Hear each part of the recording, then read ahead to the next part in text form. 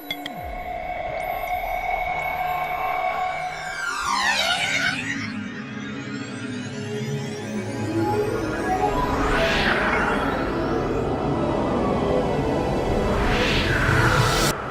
visión que tiene Vaca Muerta sobre Vaca Muerta en la sociedad y la visión que tenemos algunos los economistas, o al menos algunos economistas, y hoy venía para acá y pensaba que hace 200 años más o menos alguien dijo que éramos la ciencia siniestra, ¿no? Por las predicciones ominosas de Malthus y Ricardo. Y para la sociedad en su conjunto, si uno habla de Vaca Muerta, parece un Messi de la economía argentina del futuro, ¿no? Y quizás los economistas, o algunos de ellos, tienen una visión un poco menos optimista y venimos a aguardar la fiesta. De algún modo, la provocación que quería hacer para los panelistas es que quizás sea bueno que Vaca Muerta funcione y permita realizar algunas importaciones de energía, pero quizás no sería tan bueno que seamos los Emiratos Argentinos del shale gas, ¿no? Cuestiones que ya han sido discutidas hace mucho tiempo por los economistas. Así que por eso los invitamos a Nicolás Gadano, que es investigador del CIPEC, que es asesor de YPF, graduado de esta casa hace no mucho tiempo, y que ha escrito una historia del petróleo argentino, ¿no? Digamos, una muy completa y detallada obra sobre los prolegómenos del tema que nos ocupa. Fernando Navaja, que es profesor de nuestra casa y profesor también de la Universidad de La Plata y otras universidades, economista jefe de FIEL, y Martín Rapetti, que viene, como decía, a reemplazarlo a Daniel, que también es profesor de macro de nuestra casa, investigador del CEDES y del CONICET. Así que, bueno, en realidad les voy a pedir a Fernando Navajas y a Nicolás Gadano que comiencen, porque ellos combinan una visión del mundo energético y también una visión más general de la economía para que comenten sobre esta provocación inicial y por supuesto todo lo que se les ocurre. Y luego Martín, como obviamente recién hoy tuvo que salir, ¿no? Digamos, a cubrir el espacio de la visión del especialista en macroeconomía, va a reaccionar un poco sobre las intervenciones de Fernando y de Nicolás. Y 20 minutos para una ronda inicial, si les parece, y luego abrimos el debate con todo el público presente. Tenemos entre nosotros al decano de la facultad, José Pelluti, que ha venido a escuchar esta conferencia, así que gracias por la presencia. Y bueno, entonces los dejo ¿estamos con Nicolás? Bueno, gracias Andrés, muchas gracias por la invitación. Soy graduado de esta facultad y estar participando de esto, no he tenido muchas oportunidades de venir, me enfermé. Y especialmente hablar de energía y macro. La energía, y creo que tanta gente acá revela que está despertando un interés permanente en Argentina, en la opinión pública. Creo que es un interés un poco paradójico porque por un lado se ve a la energía y en particular a los hidrocarburos como algo que en el corto plazo, con el déficit energético, las importaciones, los barcos que llegan, el impacto fiscal, ahora vamos a hablar un poco de eso, nos puede hundir. O sea, la energía es algo que por un lado despierta un interés preocupante, pero simultáneamente también la energía y en particular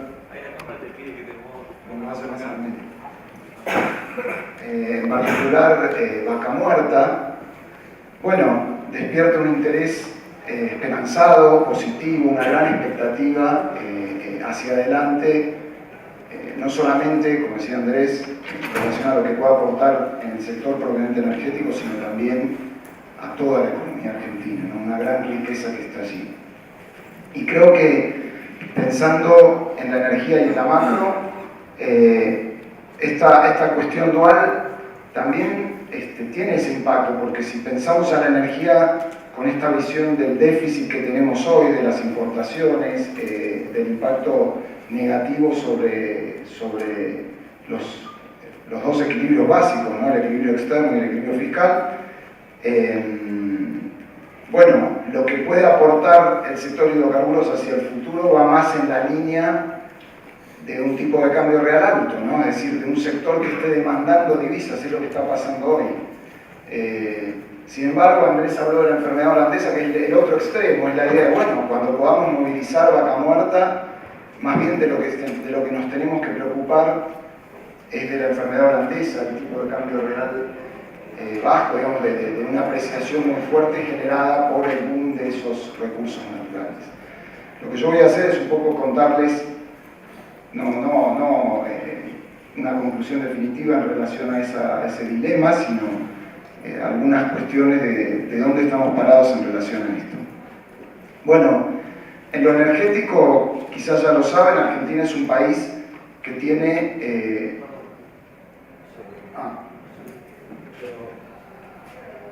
¿No se vio nunca o se veía y se apagó? Se veía y se apagó.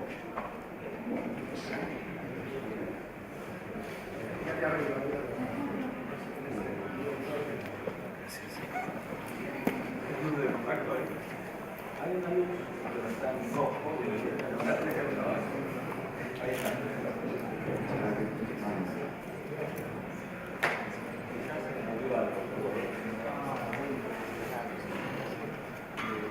Problemas de energía, les decía, la Argentina tiene una matriz de consumo primario de energía muy sesgada a los hidrocarburos, pero en particular al petróleo y muy significativamente al gas natural. Argentina, hoy el gas natural implica más de la mitad del consumo primario de energía. Primario porque parte de ese gas se transforma luego en energía eléctrica y va al consumo final. Y Argentina se gasificó mucho a lo largo del tiempo, en alguna medida como una política de largo plazo, cuando hace varias décadas, en la década del 70, se descubrió un mega yacimiento en Neuquén que se llama Loma La Lata. Es el yacimiento más grande que ha tenido la Argentina. Entonces se fue yendo hacia una matriz muy sesgada hacia el gas natural, y hoy entonces defendemos, fíjense que casi en un 90% de petróleo y gas. Y esto nos marca hacia adelante por los próximos años, porque cambiar este perfil, aumentar la participación de las energías alternativas, renovables, etc., es muy complejo y lleva bastante tiempo. O sea que mucho de lo que pase con la energía argentina se juega en el petróleo y el gas, y particularmente en el gas. Ahora, lo que estamos viendo en materia de la trayectoria de la producción, esta es una serie muy larga desde que arrancó la producción de petróleo en la Argentina, es una caída de la producción sostenida sin precedentes. Lo ven ahí en el gráfico, arrancó a fines de los 90 y tiene que ver fundamentalmente, aunque hay muchas causas, con que los principales yacimientos de petróleo de la Argentina, y lo mismo pasa con el gas, ahora lo vamos a ver, son yacimientos maduros, son yacimientos que ya han sido muy explotados y que naturalmente tienden a declinar en la producción. Y no han podido ser reemplazados por nuevos descubrimientos de yacimientos nuevos que vayan aportando más reservas y que puedan compensar el declino natural de la producción de un yacimiento maduro. En los últimos meses ha habido alguna tendencia a reducir esta caída, liderada por YPF un poco, alguna otra empresa que se suma, pero la verdad que la gran madurez de los yacimientos, en mayor o menor medida, genera una tendencia declinante de la producción. Algo parecido pasa con la producción de gas, nuestro principal combustible, también cae la producción. Allí el factor determinante geológico ha sido la madurez de ese gran megayacimiento Loma La Lata, que durante muchos años fue el pulmón gasífero de la Argentina, pero que hoy ha perdido presión, ha perdido productividad, y cada vez hay que invertir más plata para tratar de que la caída de la producción no sea tan pronunciada. Ha habido también factores económicos. Este es un gráfico de una serie que elabora Daniel Montamat en relación a la comparación de los precios locales del petróleo y sus derivados con los precios internacionales. A modo de síntesis, aunque esto se cambió un poco en los últimos tiempos, si tomamos la última década, los precios locales del petróleo y de las naftas y el gasoil estuvieron muy por debajo de los precios internacionales. Y algo parecido, incluso peor en términos de brecha, pasó con el gas natural. La serie que está allí abajo es el precio del productor, la serie de arriba es el precio de importación del gas que se trae por ducto de Bolivia, están expresadas en dólares por millón de BTU. Hay un precio todavía mucho más alto que no está en el gráfico, que es el precio de la importación de gas natural que estamos trayendo en barcos, LNG, que entra a través de 2 puertos y que es hoy el gas que está operando como cubriendo la unidad marginal de consumo, porque la producción está cayendo, el ducto que trae gas de Bolivia tiene una capacidad fija y entonces cada vez hay que importar más gas natural licuificado que tiene precios de $15, $17 por millón de BTU. En este contexto, desde hace un tiempo, el problema energético dejó de ser un problema del sector, un problema del secretario de Energía, es un problema macroeconómico para la Argentina y lo va a ser durante un tiempo porque, fíjense en el gráfico de la izquierda, lo que ha sido la reversión de la balanza comercial sectorial. Por ahí, por el año 2006, el superávit del sector energético era de alrededor de $6.000 millones, equivalente a la mitad del superávit comercial total argentino. O sea, en esta historia de un sector que aporta divisas o un sector que demanda divisas, el sector energético aparecía como un fuerte aportante de divisas. Sin embargo, pocos años después, con un crecimiento muy grande de las importaciones, que naturalmente, ¿qué pasó? Cubrieron la diferencia entre un consumo creciente en una economía expansiva y con precios muy bajos, el consumo de energía creció mucho, y una producción declinante. Entonces, las importaciones han saltado en 10 años de $400 millones a $10.000 por año, y tenemos un déficit energético de cerca de $6.000 millones. Simultáneamente esto impactó también en la cuestión fiscal, porque Argentina, como les mostré, ha tenido y tiene precios muy por debajo de los internacionales. Entonces, cuando entran a llegar las importaciones, empieza a haber un esfuerzo fiscal para tratar de amortiguar el efecto de esas importaciones que cada vez tienen una participación más alta en la oferta doméstica.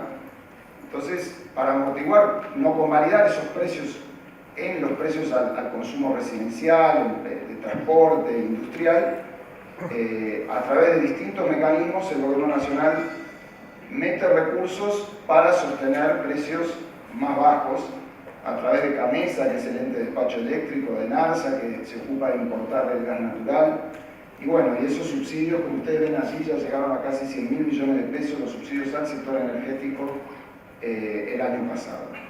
Este año, tomando los primeros 7 meses, se ve un efecto ya de caída de las importaciones. Es un año recesivo y la producción no está cayendo tanto. La demanda de algunos combustibles, entre la caída del nivel de actividad económica y el fuerte aumento de los precios reales de los combustibles, está reaccionando desde una visión del sector, yo diría afortunadamente, y entonces las importaciones caen un poco, pero los subsidios siguen creciendo a una tasa desbordada porque en parte son subsidios dolarizados, hay que pagar la diferencia entre importaciones en dólares y precios locales en pesos, así que con la devaluación eso sigue creciendo. Ahora, esta es la parte de alguna manera, el vaso medio vacío, ¿no? Lo que preocupa en cuanto a la coyuntura energética y su proyección hacia adelante. Después aparece, en este contexto, simultáneamente aparece la oportunidad de los hidrocarburos no convencionales, en donde el principal activo de la Argentina es Vaca Muerta. Allí tienen un gráfico, por ahí algunos de ustedes ya lo saben, un yacimiento no convencional, una formación no convencional, no es un área nueva que se encontró en un lugar donde no se había necesariamente trabajado o explotado petróleo. La formación no convencional significa y genera la posibilidad de extraer hidrocarburos, petróleo y gas de la roca generadora, no de un reservorio convencional que es hacia donde los hidrocarburos migraron en algún momento del tiempo y quedaron ahí entrampados. La gran diferencia es que en un reservorio convencional la roca de donde se extraen los hidrocarburos tiene condiciones de permeabilidad tales que se puede extraer con la técnica tradicional y con bastante facilidad, digamos. En cambio, la roca generadora es una roca mucho menos permeable que hasta hace pocos años se sabía que existía. Vaca Muerta se sabe hace mucho tiempo que existe esa formación debajo de algunos reservorios convencionales en la cuenca neuquina, pero no había condiciones técnicas y económicas razonables para explotarlo. La gran revolución del shale que se dio en Estados Unidos es que, en un contexto de precios elevados de los hidrocarburos, aparecen técnicas y muchas empresas que que con condiciones económicas razonables se ponen a explotar yacimientos y formaciones no convencionales, fundamentalmente de gas. Vean ahí en el gráfico, ya en pocos años, 5 o 6 años, la participación del gas extraído de la roca madre en Estados Unidos ya llega casi al 40%. O sea, ha habido una revolución en Estados Unidos que ha modificado la posición de Estados Unidos en relación a su demanda energética e incluso, por el tamaño que tiene Estados Unidos, el mercado de gas, de LNG en el mundo. A la derecha lo que ven, si se ve más o menos, son los precios. Es importante porque vean que la serie celeste marca un pico en los precios del Henry Hub, que es un precio de referencia en Estados Unidos, por ahí por el 2008, de más de 10, 12 dólares por millón de BTU, y luego esta revolución productiva en términos de extracción de shale produce una declinación de los precios muy fuerte, y hoy los precios del gas en Estados Unidos están en cerca de entre 4 y 5 dólares. Por este fuerte aumento de la oferta y porque Estados Unidos ha sido muy cuidadoso en términos de vincular el mercado americano con los mercados externos y posibilitar la exportación de gas natural, cosa que ya se está empezando a hacer principalmente a México. Pero bueno, esto que pasó en Estados Unidos, que es la idea o la visión de que los recursos no convencionales se pueden explotar, que tienen un potencial muy grande, se extendió al resto del mundo. Este es un mapa de Accenture que hizo un informe en relación a... Y ahí es cuando apareció, acá es cuando apareció la idea de que Argentina tenía un potencial, no van a poder por ahí ver los números, pero aparece Argentina dentro del mundo como uno de los países con el potencial en términos de recursos, es decir, de lo que técnicamente se estima se puede recuperar sin entrar en consideraciones económicas, o sea que todavía no son reservas, solamente técnicamente extraíbles. El potencial de la Argentina es enorme, 800 trillones de pies cúbicos en gas, 27.000 millones de barriles en petróleo, que ahí abajo tienen las reservas, no recursos, reservas probadas que tiene Argentina. Los números son fenomenales. Y además, y esto también es del informe de Accenture, Argentina aparece, se lo voy a explicar muy brevemente, pero como que además de que tiene los recursos, tiene muchas otras ventajas respecto a otros países del mundo en relación a la posibilidad de explotar sus recursos no convencionales. ¿Cuáles son esas ventajas? Bueno, que la geología es positiva, el espesor, la permeabilidad, el factor de cantidad de hidrocarburos, que hay experiencia en materia de hidrocarburos en ese lugar. No estamos hablando de recursos no convencionales en un lugar donde nunca se había explotado petróleo o gas. Neuquén tiene muchísima tradición petrolera, por ende hay empresas, hay servicios, hay agua, que es muy importante, hay también infraestructura, ductos, oleoductos, plantas de tratamiento. Entonces, por eso, en muchos lugares del mundo, Neuquén aparece y Vaca Muerta como la gran oportunidad, el gran lugar para explotar recursos no convencionales luego de lo que está pasando en Estados Unidos. Vaca Muerta, que no es la única área no convencional o la única formación no convencional de la Argentina, pero es sin duda la más importante, tiene cerca de, ocupa casi toda la provincia de Neuquén y algún del sur de Mendoza, algo de La Pampa, está en la cuenca neuquina. Y hoy ya se está trabajando allí, es decir, hoy hay ya cerca de 250 pozos perforados que están extrayendo petróleo y gas de Vaca Muerta, de la formación Vaca Muerta. La mayor parte se perforaron en la sección este de Vaca Muerta, que es la más petrolífera, al oeste, cerca de la cordillera, donde se cree que hay más gas.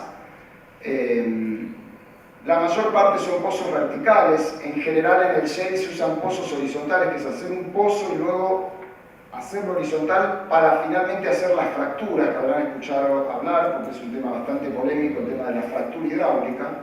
Hay que romper esa roca, darle permeabilidad artificial, llamémosle, con fracturas que implican meter agua a alta presión con otros componentes para que de esa roca puedan salir los hidrocarburos. Bueno, eso se hace mayormente con pozos horizontales.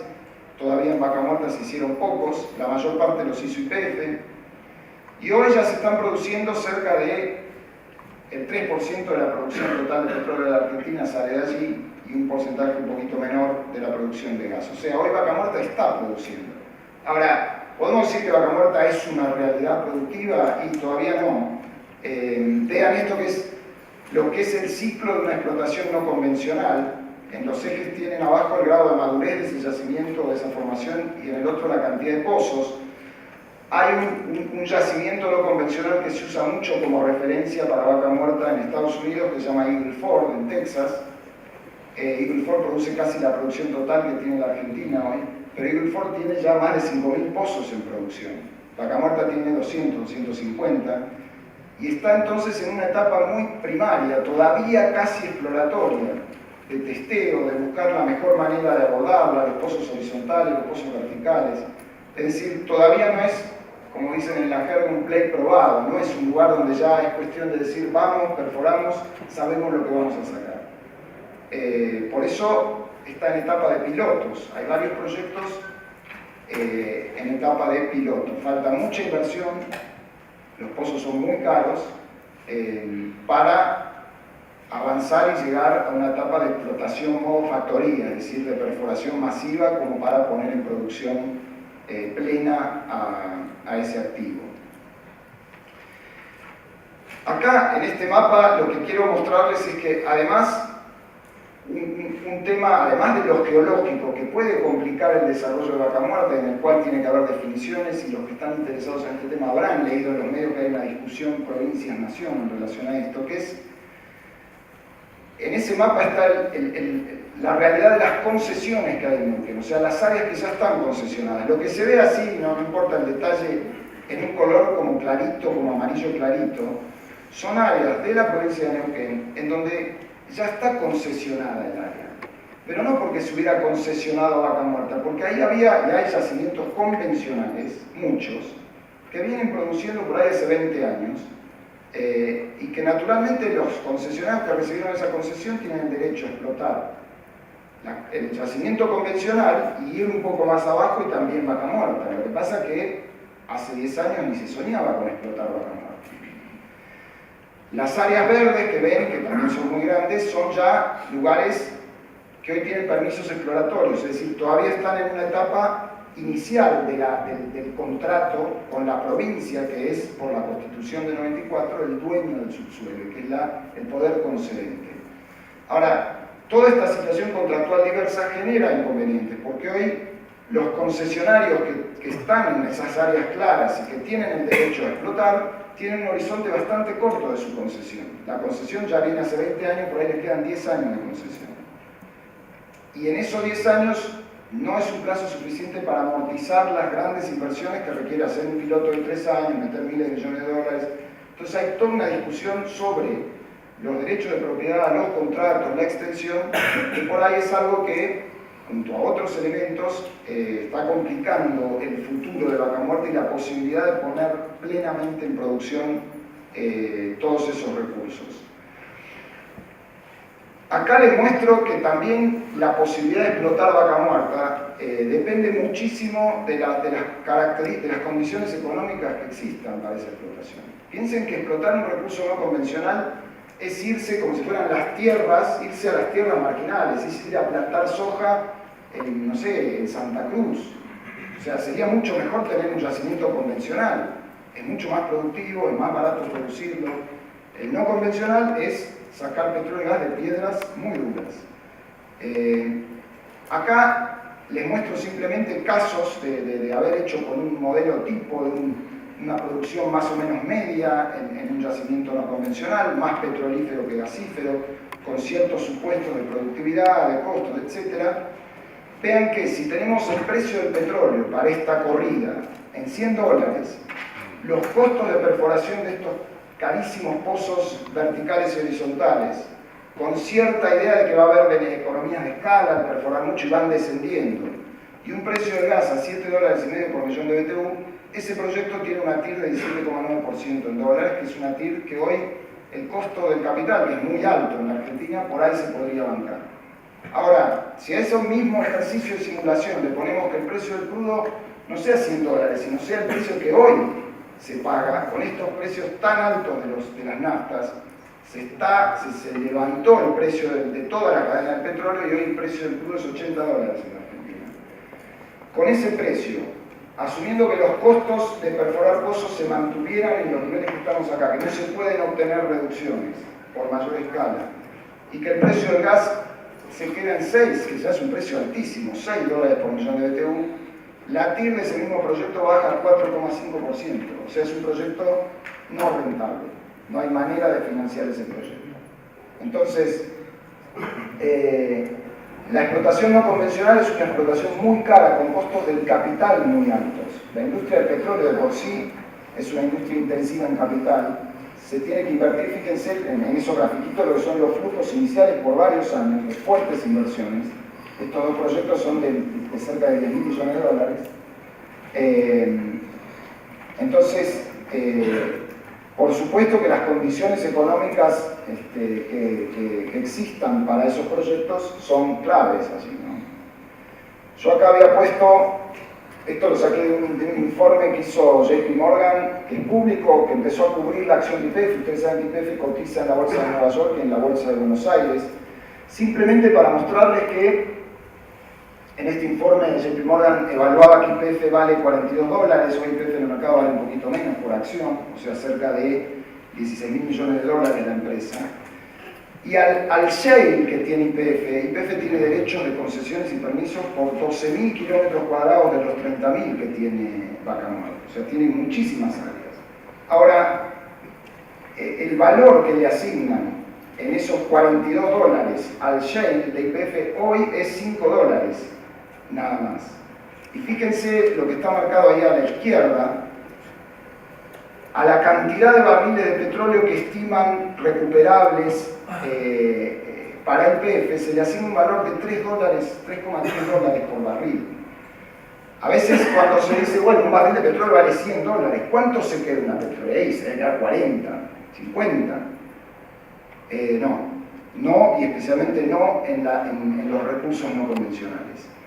Y esto tiene un impacto porque la disputa por la renta es muy fuerte. A veces a mí me preguntan, ¿cuánto se va a quedar el Estado federal de la renta de Vaca Muerta? Nada, salvo impuesto a las ganancias, como cualquier actividad. Las regalías van a las provincias. La nación no se queda con nada. Solo si hubiera producción offshore tendría derechos la nación. Y por supuesto las provincias, que tienen la sensación de que tienen un activo maravilloso, disputan y discuten fuertemente lo que se quieren quedar de la renta petrolera. Pero a veces parece que estuvieran como peleando por la renta antes que la renta aparezca, ¿no? Acá, y acá así como usé y para terminar ya, los datos de Montamate Asociados, acá voy a usar para mostrarles un ejercicio que hizo Jorge Ferioli, que es un empresario muy experimentado en la industria. Hizo un ejercicio prospectivo pensando qué se necesita para reemplazar, o sea, cerrar la brecha energética del gas en el 2030 y en el petróleo antes. Tiene supuestos que son cuestionables de que el convencional, fíjense, es la línea azul y la roja, porque es producción y entrega, van para abajo, que no se logra revertir para nada la caída de la producción convencional. Y ahí ven cómo tiene ciertos supuestos, que ahora vamos a ver de cuánto hay que invertir para generar ese incremento en la producción de gas no convencional que compense una demanda que crece, que también es un supuesto que se puede cuestionar. Argentina tendría que tratar de bajar el consumo energético, de generar una mayor eficiencia energética. Y en petróleo también asume una demanda que crece a una tasa parecida a la del 2,5% anual, y que la producción convencional sigue declinando, y entonces que las importaciones se logran mantener en cero casi con crecimiento del shale. Ahora, vean, para terminar, bueno, ahí no se ve bien el cuadro, pero el costo total de esto son cerca de 200.000 millones de dólares en ese periodo de 18 años casi, ¿no? Es decir, está suponiendo una inversión anual de 10.000, 11.000 millones de dólares en el sector, solamente en lo que es upstream, que es exploración y producción, convencional y no convencional. Después hay que invertir en refinerías, en transporte de gas y electricidad, en generación eléctrica. Ahora, también ese mismo ejercicio de simulación La alternativa es que si el shale no se desarrolla, por supuesto las importaciones van creciendo hasta llegar a un máximo de 30.000 millones de dólares por año. Para terminar, entonces, perdón si me excedí un poco, Argentina tiene un déficit creciente que es muy difícil de revertir con recursos convencionales y que tiene un impacto fiscal y externo muy claro y que si uno asume proyecciones pasivas, eso crece y crece en función del crecimiento del PIB y de la demanda. La explotación no convencional tiene el potencial, los recursos son tan grandes que tienen potencial para compensar eso y quizás muy adelante, en un escenario muy optimista, generar exportaciones de hidrocarburos, pero creo que hoy eso es ciencia ficción, o sea, está muy adelante y no tendríamos que estar pensando en eso. Pero hoy, tanto por el desarrollo geológico, que es incipiente, por la cantidad de pozos perforados, como por las condiciones económicas y contractuales, todavía no está asegurada la explotación masiva de vaca muerta, la plena explotación de esos recursos potenciales. Y finalmente hay que saber que estamos hablando de montos de inversión enormes, de miles de millones de dólares por año, que son muy difíciles de financiar por los cash flows de las empresas que están allí y también por el mercado de capitales argentino, que es muy pequeño. Por lo tanto, hay que pensar en inversión extranjera directa, financiamiento del mercado internacional de capitales, con todas las consecuencias que eso pueda tener. Bueno, termino acá, gracias y quedaré después para las preguntas. Hice un update a septiembre 9 y en realidad no le he dado, la primera vez que lo hice público, pero y es parte de una especie de documento, uno de las tres partes del documento que tiene la parte probablemente que más les va a interesar a ustedes, o podía interesar hoy. Lo que pasa es que me fui al mazo pensando que venía Gemma, pero yo creo que Martín va a hablar de la macro, es un poquito la macro, pero quería hablar de vaca muerta.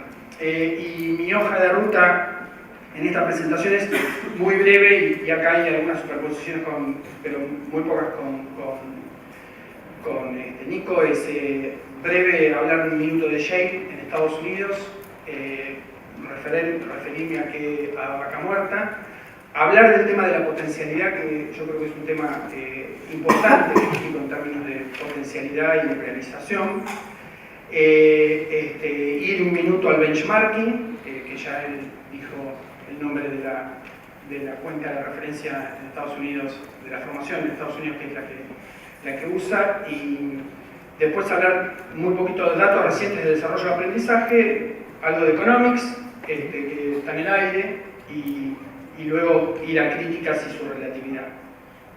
Déjenme ir rápido, o sea, como dijo él, no convencional en Estados Unidos. ¿Y por qué le puse actualización? Porque en realidad nunca lo había tocado desde mayo, pero hay dos cosas que salieron entre finales de la semana pasada y hoy de la mañana que son relativamente interesantes y se las voy a mostrar, que son las dos vienen de fuentes de Estados Unidos.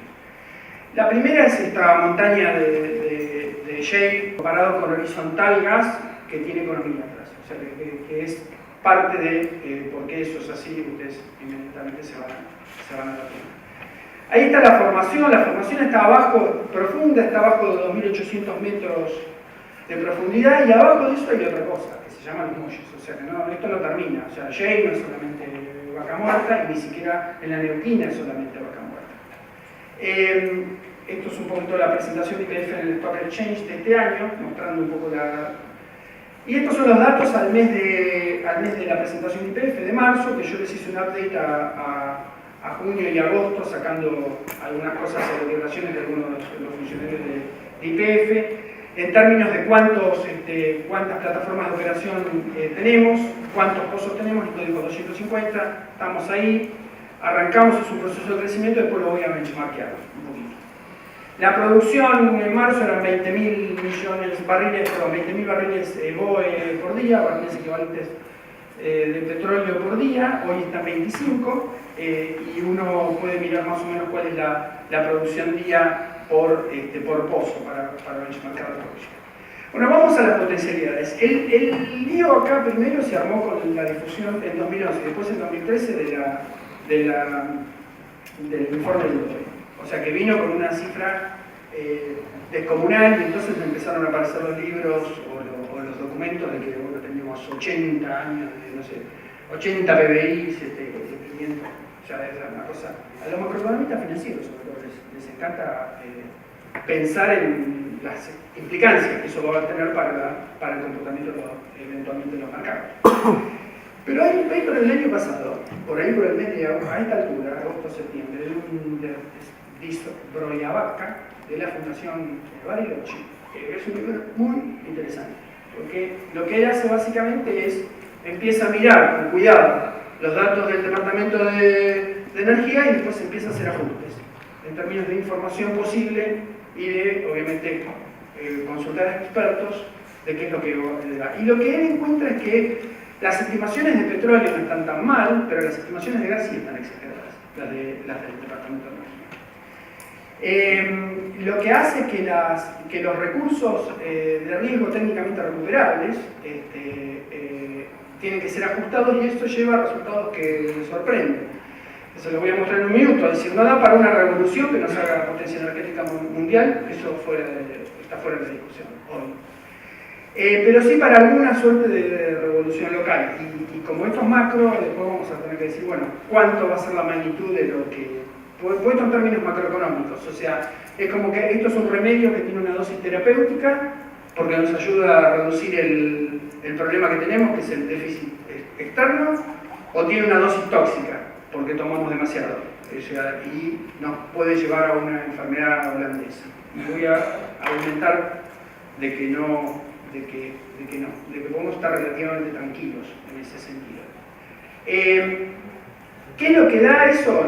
Los datos de Disbroyavaca lo que muestran es que si uno, estos eran los datos del DOE, si uno mira, básicamente ahí aparecen el convencional total que tenemos en petróleo y en gas. Acá es lo convencional total de Neuquén, esto es lo que es Vaca Muerta y esto es lo que es Los Molles.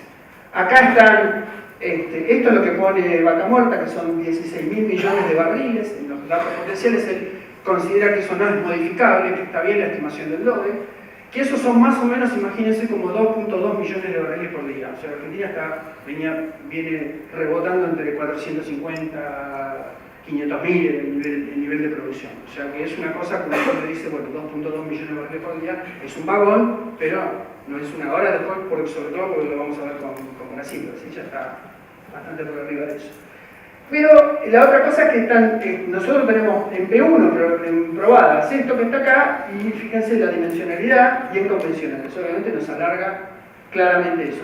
Y después en gas, el argumento es que ajustado el número del DOE, porque ¿qué ocurre? ¿Dónde está el punto? El DOE usa para pasar de reservas técnicamente recuperables a reservas eventualmente explotables, coeficientes que no son los coeficientes que aparecen en los datos verdaderos de Estados Unidos. O sea, ellos usan coeficientes teóricos para la Argentina porque piensan que en Argentina va a ser mejor. Usan un ratio de 25% y no hay lugar en los Estados Unidos que ese ratio haya podido aparecer. Cuando uno hace esa cuenta, lo que da es que en realidad Vaca Muerta sería alrededor del 80% de las reservas P2 y P3, que no son las probadas que tenemos, sino las posibles y probables, lo cual es una cifra muy importante. Esto si uno lo lleva a datos de día a 20 años, en una equivalencia son 50 y pico de millones de metros cúbicos día. No alcanza, o sea, tenemos un agujero descomunal respecto de los niveles de demanda que nosotros estamos ya yendo a 140. Esto ya, o sea que necesitaríamos 4 veces o 5 veces esto para sostener la producción en 5 años, y Vaca Muerta nos lo da. O sea, nos lo da y hasta eventualmente nos podría permitir hacerlo. Vamos un minuto al benchmarking para poder pensar digamos, si no tenemos un modelo bottom-up, pensemos un poquito en el benchmarking, cómo sería el benchmarking con algo posible. La literatura técnica básicamente lo que dice es que lo único que vale en este sector es una desigualdad, que el shale no es igual a shale. No hay un shale igual a otro, por definición, pero similitudes sirven para el proceso de aprendizaje tecnológico y su seguimiento o proyección. Acá hay un conjunto de geólogos, Kenasi y compañía, que en un paper también del año pasado, hacen un benchmarking bastante detallado de Vaca Muerta versus los otros plays de los Estados Unidos. No hay nada análogo, pero Eagle Ford se parece mucho más. Vaca Muerta tiene un gran espesor que hace que sesgue la cosa hacia pozos verticales, lo cual permite tener una productividad bastante interesante, y un sendero, y es el lugar ideal para hacer la comparación. Y la pregunta, bueno, ¿para qué sirve esto? Bueno, uno puede hacer esta comparación con Eagle Ford. ¿Y qué es lo que sale de este análisis? Básicamente, para resumírselos, bueno, para mí salen dos escenarios posibles. Porque con Eagle Ford, ¿qué tenemos? Ustedes cuando miran qué pasó con la montaña de Eagle Ford se asustan, porque ven cómo Eagle Ford se levantó la producción. Nosotros tenemos dos brechas con respecto a eso. Una es una brecha de inversión, de a cuántos pozos podemos con la plata que podemos conseguir, pero no solamente con la plata que podemos conseguir, con los equipos que podemos conseguir. O sea, piensen que en el mundo hay un stock limitado a la Keynes, si la quieren pensar macroeconómicamente, que la demanda de bienes de capital que uno tiene no es automática, y eso está chupado por los Estados Unidos, entonces está acotado el número de equipamiento que nosotros podemos llegar a tener, que son básicamente los RICs. Y la otra brecha es una brecha de productividad. O sea, nosotros estamos a la CARS, estamos en una... Hoy nuestra agricultura, por ejemplo, está a 97% de la productividad de Estados Unidos. Pero nuestro sector de Shell no, o sea, estaba muy abajo, o sea, respecto del proceso. Entonces, ¿cuánto de catch-up vamos a poder eventualmente hacer? Si uno trabaja con las dos cosas, tiene un escenario bajo de 1.500 pozos que salen con una productividad que sube el 30%, y eso nos da 120.000 barriles día de petróleo adicionales.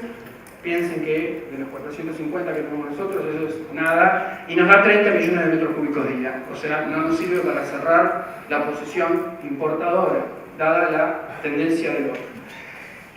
Por supuesto que yo estoy pensando en esto con un solo motor de la industria, o sea, digamos que es un 30% de la industria, que es YPF. O sea, si tuviéramos 3 motores, funcionaría completamente distinto, porque eso es otra historia. Estoy haciendo obviamente ese supuesto. Y el segundo es un escenario alto, donde tenemos los 1.500 pozos, una productividad que salta y converge más rápidamente, y ahí nos vamos a petróleo a 340.000 barriles día, o sea, ya casi tendemos a casi querer duplicar la producción, o 80%, y gas 95 millones de metros cúbicos día sobre los 100 y moneditas que estamos teniendo ahora, nos pone de nuevo en una posición claramente autoabastecida y con exportaciones marginales a Chile.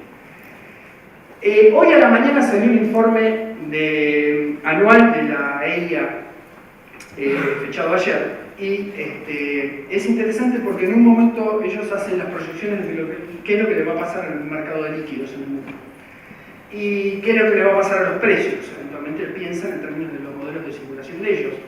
Y no tiene nada que ver con gas para nosotros, pero sí tiene que ver con respecto a líquidos, porque ellos miran líquidos y miran petróleo en particular, entonces dicen qué es lo que va a estar pasando en todos lados, y esta es una figura del informe de hoy a la mañana. Esto es cómo ellos ven a la Argentina al año 2040. Y miren dónde estamos acá. ¿Ven? Acá están los 500.000 que les decía, del millón de barriles día. Y miren a dónde nos vamos. Nos vamos a 1.200.000, pero es interesante que no hay un salto espectacular. Es un salto que se produce, tampoco es un salto que se produce dentro de 20 años, se va a producir todo, según ellos, al 2020, después hay algún estancamiento. Miren Brasil, donde está ahora, miren la tendencia de Brasil. Brasil no estanca, como nosotros, Brasil tiene aguas profundas, y se va a niveles de producción. O sea, en todo caso, tampoco eso le da para Brasil para tener una enfermedad holandesa. O sea, digamos, si ustedes lo quieren monetizar esto en términos de... Yo había puesto 340.000 en el escenario calculado por comparación. Imagínense que van a ser 400.000 barriles por día. Monetícenlo y se van a dar cuenta que no es una cifra... Podrán llegar a una cifra cercana a los 20.000 millones de dólares de producción adicional para los datos de PBI, no le hace cosquilla a los datos del PBI gravemente. Bueno, esto es lo de Ashkenazi, mostrando el benchmark y por qué cuando uno mira Eagle Ford es interesante. Esto es lo que es Eagle Ford, son los datos obviamente del área. Esto es un poquito la historia de Eagle Ford a comienzos de este año. ¿Y dónde estamos nosotros? Nosotros estamos entre el 2009, 2010, dependiendo de dónde estamos, o sea, ahí en cuanto a barriles, fíjense, estamos como Eagle Ford en 2010, pero vamos a salir a un escenario que va a ser, probablemente, va a estar por acá, o sea que no vamos a hacer esto, no vamos a hacer esto ni en broma. Y también en gas, o sea, en gas pasaremos, hoy estamos en niveles más bajos de 2009, de cuando arrancó Eagle Ford, y no vamos a llegar al 2010, probablemente por acá puse 2012, pero es 2010, o sea, no vamos a llegar a los valores esos, ni en broma. Y eso en parte tiene que ver por la forma en la cual los pozos y los equipos de perforación en Eagle Ford han ido hacia adelante. Piensen que nosotros estamos hablando recién, yo tenía 27 equipos de perforación. Eagle Ford pasó de 90, tenía 94, en 2010 pasó 1000. O sea, se comieron todos los equipos de perforación. Estos tipos tienen todos los equipos de perforación, habidos y por haber. Y eso genera una dinámica de producción que nosotros estamos acostumbrados por la plata, por los equipos de perforación disponibles y por las diferencias de productividad. Esto lo voy a pasar relativamente rápido, pero si uno quiere mirar, tener una visión, uno tiene que empezar a estudiar la learning curve de esta historia. O sea, hay todo un capítulo para todos aquellos que quieran hacer o mirar o estudiar cambio tecnológico, porque esto es un caso interesante y lo que YPF ha estado haciendo es tratado de explorar en la matriz de petróleo, gas o vertical horizontal, moverse a lo más conveniente. Lo más conveniente, hay gente que criticaba que uno hiciera pozos verticales, no es. Y también que criticaba que hubiera petróleo, que hiciera petróleo y no se hiciera gas, no tiene mucho sentido. Lo que hay es una estrategia de crecimiento en ese sentido. Y los datos de comparación de benchmarking que tiene YPF, esto lo paso rápido, muestran que la curva de aprendizaje verdaderamente se está dando. ¿Qué es lo que podemos decir hoy respecto a rentabilidad? Y ustedes lo vieron a Nico recién mostrando ejercicios en términos de riesgo. Y ahí hay desacuerdo entre el sector privado y nuestro. O sea, entre lo que YPF tiene con sus cuentas y lo que el resto del sector privado tiene con sus cuentas. O sea, hay diferencias en términos de los costos de llevar adelante el desarrollo de un pozo, y hay diferencias, obviamente, respecto de los restos de los datos económicos y de las tasas de retorno que implicarían eso. Lo que sí uno puede decir en este momento es que se necesitan esos modelos económicos financieros para poder hacer el bottom line, porque acá el benchmarking ayuda poco, y además los datos de Eagle Ford tampoco, les digo, en Estados Unidos muestran la mejor rentabilidad. O sea, hay en términos de comparación y de valores diferencias importantes. Lo que sí hoy sabemos es que los costos fijos y variables están cayendo. O sea, esos son datos reales de lo que uno, con información de afuera, información pública, eventualmente puede tener, pero hay otros temas que no están resueltos, como es el tema que habló Nico, que es el tema del government take. Piensen que cuando uno habla de $100 el barril, o de $80 el barril, o de 7,50, la pregunta está, bueno, y falta definir acá cuál va a ser el government take, es decir, la parte impositiva que el gobierno se va a llevar. En conclusión, uno puede hacer una lista de críticas que se han estado dando, los recursos no son tantos, la respuesta es que sí lo son. La otra crítica al revés es que son demasiados y van a generar un lío terrible en la macroeconomía, y uno lo que debería decir es que los datos, yo creo que Nico fue en la misma dirección, hoy no dan como para que, si uno quiere hacer una película de un boom macrofinanciero, será por otras razones, pero esto no va a ser determinante en eso. Que va a tardar mucho, todo depende a dónde vaya la learning curve. Vimos recién como hoy nos proyectan desde los Estados Unidos, no es lo mismo. Esto no es gas, sino que es petróleo, y eso es lógico. El sector, históricamente, le sacó el cuerpo al gas. ¿Y por qué le saca el cuerpo al gas? Ustedes se imaginarán, porque uno produce una commodity que como el petróleo, tiene un precio internacional de referencia, tiene la colocación de esa commodity. El gas no es eso, el gas es otra historia. El desarrollo y la historia del gas de la Argentina es un desarrollo donde el sector público fue y hizo el upfronting, me estoy refiriendo a lo mala lata, y el sector privado lo miró desde detrás de un poste, moviendo la cabeza a ver qué pasaba. Y cuando vio que pasaba, ahí se largó la etapa de producción. Y yo creo que el sector privado en este momento está haciendo exactamente lo mismo, por eso tenemos la divergencia que tenemos en materia de performance. Están esperando el momento en donde... Y eso porque usted me dice, bueno, pero ¿cuál es la economía de eso? Bueno, si esto es incierto tecnológicamente, hay un espacio un poquito para acercar más hacia la inversión pública. Eventualmente, si uno no puede encontrar mecanismos que den incentivos al sector privado y dada la estructura del mercado que uno tiene a que pueda aspirar acá en la Argentina. Quinto, bottom line, incierto para los inversores, ok, aprendizaje y costos que van a bajar. Sexto, pozos verticales es una estrategia subóptima y no es un sendero tecnológico natural.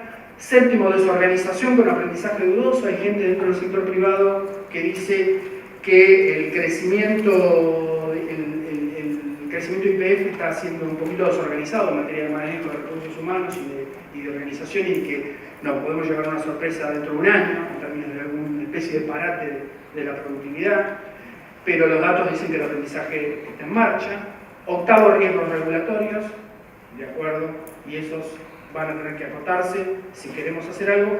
Y por último está el tema del riesgo ambiental, del cual el dato de lo de Krupnik y compañía, lo más importante es lo del agua, pero acá el viernes salió un informe del WRI, la DESA está de más, sobre Water Availability Risk, donde dice que hay un problema con el shale en el mundo, porque un porcentaje muy elevado de los emprendimientos de shale están en lugares en donde no está bien calculado el balance con el agua, y que eso es un problema crítico, y la pone a la Argentina en una muy buena posición en ese sentido. Ya no estaría, por lo menos no la critican abiertamente. Bueno, Vaca Muerta es una mezcla de certidumbres e incertidumbre. Yo creo que un poquito Nico en ese sentido va a significar un salto muy importante, pero condicional al cambio y aprendizaje tecnológico adaptativo que representa. Mi lectura es que no luce por sí sola como una revolución para gastar a cuenta.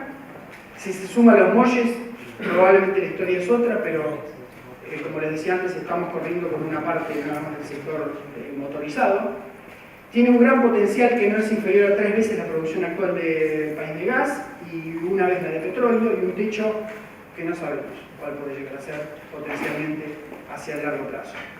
¿Es razonable esperar un escenario bajo y otro alto donde la Argentina importa o exporta en 5 años liderado por petróleo? O sea, porque es donde van a salir rápidamente los recursos y donde va a ser más fácil obtenerlo. No importa para el balance de pago que uno saque petróleo, porque desde el punto de vista del balance de pago equilibra con petróleo, aunque tenga que importar un poquito más. Y vamos a pasar de la escasez a alguna abundancia de recursos, de un documento mío de la Boletín Techín del 2011. Si solo sale bien, los frentes de duda son el bottom line para el inversor de riesgo que vaya solo, porque no nos olvidemos que tenemos una configuración institucional muy particular, de YPF muy vacateada en cierta medida por el Estado y con ciertas ventajas, y el riesgo regulatorio en un sentido amplio, que junto con el tema de estructura de mercados en que la economía política sea muy diferente. Ahí están mis referencias y después en algún momento se las van a tener en documento.